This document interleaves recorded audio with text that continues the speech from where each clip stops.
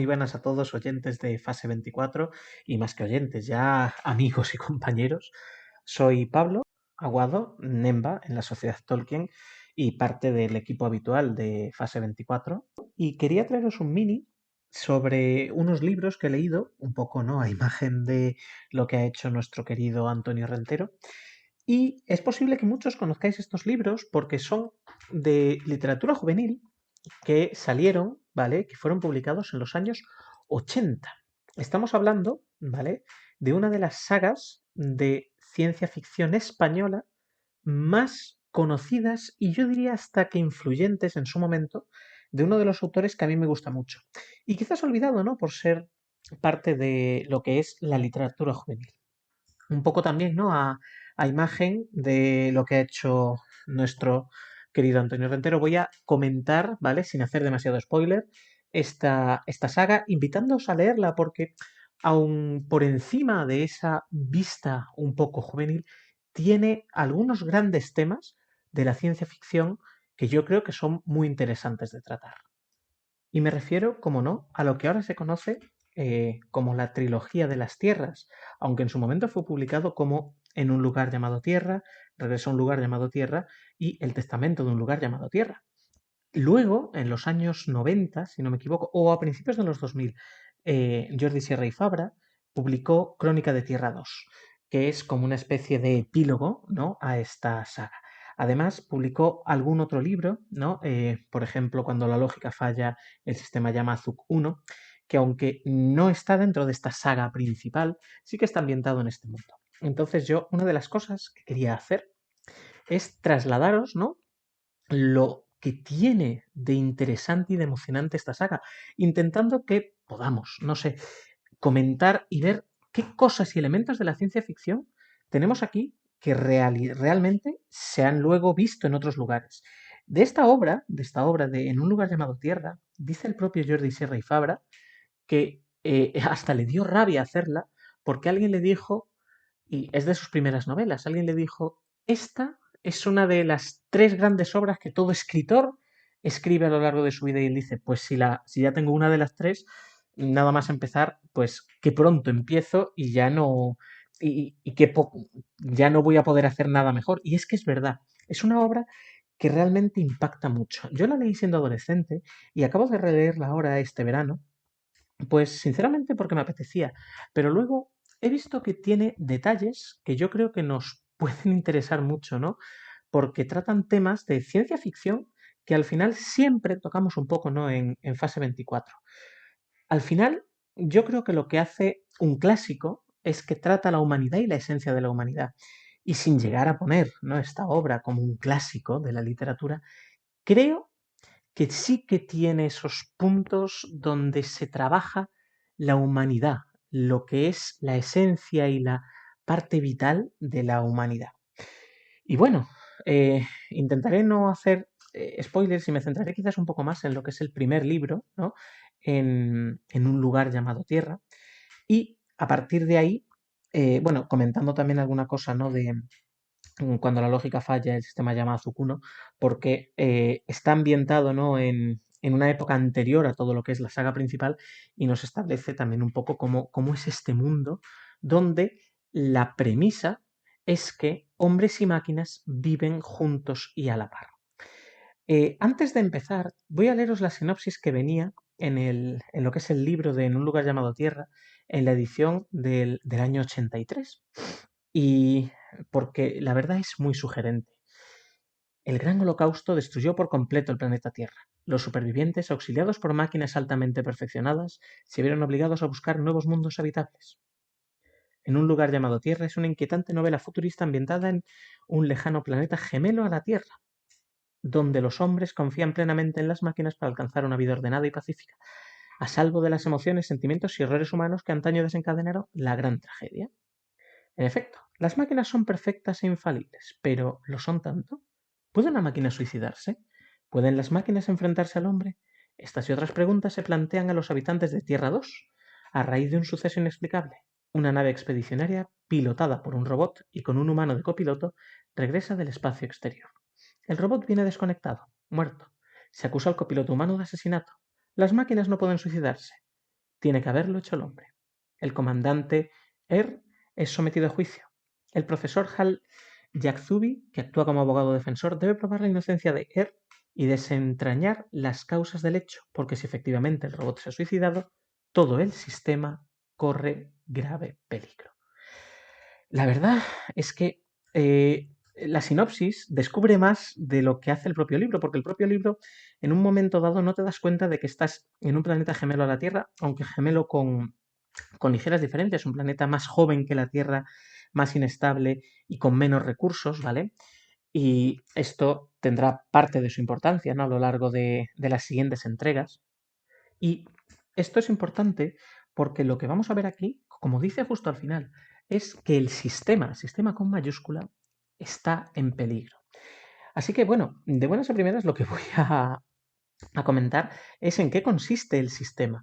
El sistema es, digámoslo así, un poco la forma de gobierno que tiene ahora la civilización mixta, porque al final es una civilización mixta con dos especies y muchas veces se lo nombra así, ¿no? A lo largo de la saga, una maquinal, las máquinas, y otra la humana, una viva y una tecnológica.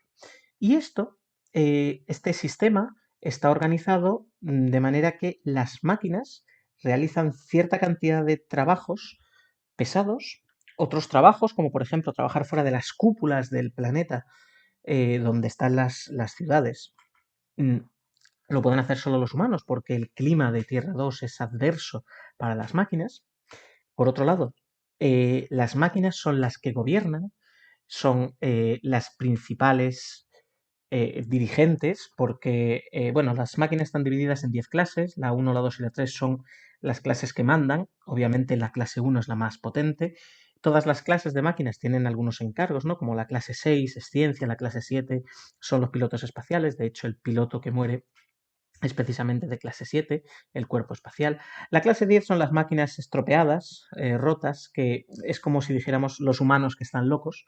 Pues en este sistema donde las máquinas se hicieron cargo de la humanidad, la salvaron y crearon una nueva civilización junto con los humanos, resulta que ellas, usando la lógica, y aquí es donde eh, orbita todo lo que tiene estos 4 libros, o incluso el de Cuando la lógica falla, el sistema Yamazuku, de que las máquinas son lógicas y no se pueden saltar la lógica. Esto nos recuerda mucho a lo que hemos visto, a lo mejor en Asimov, porque las máquinas no se pueden saltar ciertos límites, o sí se pueden saltar.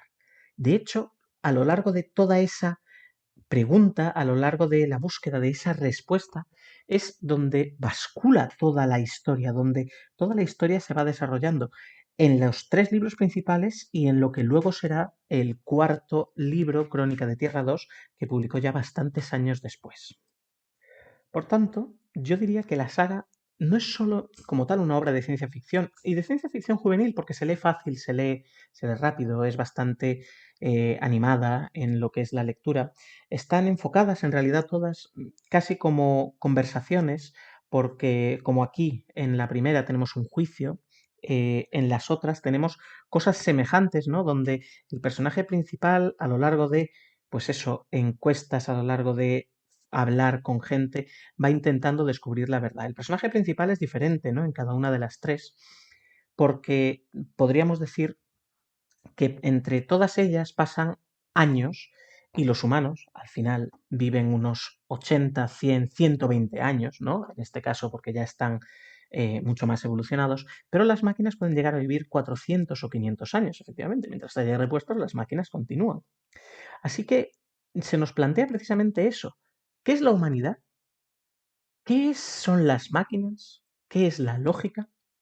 Y en ese sentido nos ayuda mucho a reflexionar, ya digo, aunque sea una novela juvenil, en torno a lo que es la naturaleza humana, cómo evolucionamos como especie, cómo la especie de las máquinas, y ahora está tan de moda con la inteligencia artificial, cómo la especie de las máquinas puede evolucionar.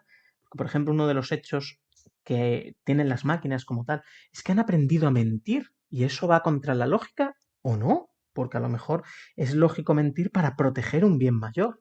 Entonces las máquinas se van relativamente humanizando, ¿no?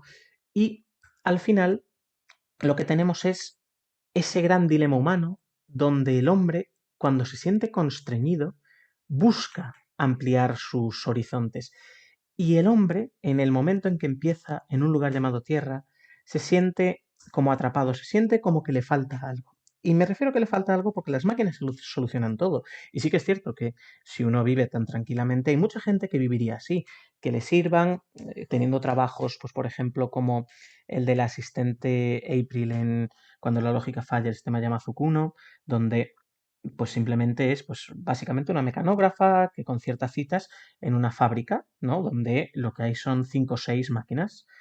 Eh, Desde ese punto de vista, los humanos, pues o bien hacen trabajos secundarios o bien hacen trabajos principales fuera, pero siempre, en este caso, supeditados, pues eso, a la necesidad del sistema y a lo que la lógica dicte. Y es aquí donde esa lógica no deja lugar a la improvisación, a ese amor, a esa cosa que tenemos los humanos que es imprevisible. Y todo esto, al final, termina explotando en este juicio a Job Air. Y bueno, antes de eso, tenemos que ubicar un poco lo que es la propia tecnología de lo que tenemos en Tierra 2. Los humanos y las máquinas, un sistema, ¿vale? Perfectamente organizado, con una constitución en la cual hombre y máquina son iguales, pues está explorando ya las cercanías de su sistema solar, ¿vale? Por alguna razón las máquinas, las naves que utilizaron en la huida del Gran Holocausto quedaron inservibles, nunca se especifica del todo por qué, pero bueno, me imagino que al atravesar un agujero negro terminaron destrozadas porque esa no era su función principal. Y actualmente la tecnología que han desarrollado permite que todas las diferentes, ¿no?, poblaciones, que si no me equivoco son 22, que hay en el planeta Tierra 2, tengan una pequeña estación espacial y además con la que se pueden ir de un lado a otro. Y por otro lado, hay alguna estación espacial que ya está enfocada en la búsqueda pues de recursos porque como hemos dicho el planeta Tierra 2 es relativamente pobre, es joven y es relativamente pobre pues por ejemplo en minerales. Las máquinas al final necesitan pues principalmente hierro para su construcción. Entonces, la maquinidad, si podemos decirlo así, están viviendo un momento de expansión donde todo parece en su punto álgido. Esto me recuerda, ¿no?, un poco al Imperio Romano, cuando todo parece casi que va mejor, un poco con Constantino, todo está pacificado, ya están las bases dentro del propio sistema que lo harán caer. Y es esa imposibilidad de las máquinas que a lo largo de 10.000 años no han sido capaces de aprender todo lo que implica la imprevisibilidad de la humanidad. Entonces, por ejemplo, las máquinas, el cuerpo espacial, la clase 7, llevan siempre un copiloto humano y lo hacen alcanzando velocidades superiores a la velocidad de la luz. Y las máquinas como tal no envejecen. Entonces, lo que pasaría con el humano, que por motivos relativistas, como sabemos por Einstein, podría envejecer de manera diferente a los de Tierra 2, lo que hace es entrar en una especie de hibernación. De manera que aquí podemos ver que cuando la nave sale, están vivos los dos y el piloto, que es la máquina de nivel 7, está dirigiendo y el ayudante humano Jup está dormido en hibernación. Y cuando vuelve, la nave resulta que el piloto está muerto, el humano sigue dormido y se descubre que han parado en algún sitio. Pero el resto ha sido borrado. La memoria de la nave, la memoria de la máquina y el humano no parece recordar nada. Todo esto, ¿no?, es lo que nos va a llevar al juicio que es parte del primer libro en un lugar llamado Tierra. Toda la saga al final va a explorar esa relación humanos y máquinas, esa relación que en este primer libro empieza a verse resquebrajada por esta cuestión, ¿no?, de que la máquina no es lógico que se suicide, pero el humano no puede haberla matado, aunque sea la única solución lógica. Esto al final es una especie de respuesta, es una especie, ¿no?, de paralelo a lo que es el misterio del cuarto amarillo, el típico problema de cómo ha muerto alguien en una habitación completamente cerrada y no se ha suicidado. Pues aquí ha pasado exactamente lo mismo. El profesor Hal Jack-Zubi es el que tomará esta defensa, cosa que es extraña porque no hay nadie dentro del... No hay abogados que sean humanos, sino que él es un científico que ha estado investigando las relaciones máquina-humano a lo largo de muchos años. Y, de hecho, acaban de rechazar su última investigación. Y en este caso, lo que tenemos a lo largo de toda la saga, vuelvo a repetir, es esa relación humano-máquina. Cómo al final las máquinas desean, hasta cierto punto, aunque ellas no lo saben, parecerse a sus creadores. Y sin embargo, los creadores no pueden estar constreñidos por esa lógica aplastante, esa lógica deshumanizadora que tienen las máquinas. Todo ello, al final, pues eso, derivará en diferentes conflictos.